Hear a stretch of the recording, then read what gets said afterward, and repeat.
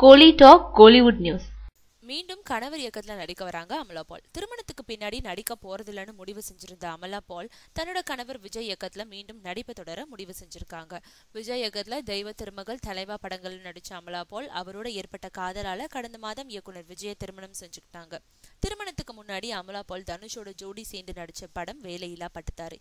இந்த படம் அவங்களோட திருமணத்துக்கு அப்புறம் ரிலீஸ் செய்யப்பட்டு சூப்பர் ஹிட் ஆகி இருக்கு. வேலையில்லா பட்டதாரி படத்தோட வெற்றி அமலா பாலுக்கு மீண்டும் நடிப்பு ஆசையை ஏற்படுத்தி இருக்கு. இதனை அறிஞ்ச விஜயும் தன்னோட மனைவி மீண்டும் நடிக்க ஓகே சொல்லிட்டாராம். அதோட முதல் முயற்சியா துபாயை சேர்ந்த நகை கடையோட விளம்பர தூதராக்கி அந்த விளம்பர படத்தையும் விஜய எடுக்கிறாராம். திருமணத்துக்கு பின்னாடி நடிக்க வந்திருக்கும் தான் நடிக்கும் விளம்பர படத்தையும் தன்னோட கணவரை இயக்குறது தனக்கு இரட்டை சந்தோஷத்தை ஏற்படுத்தி இருக்கிறதா அமலா பால் தெரிவிச்சிருக்காங்க.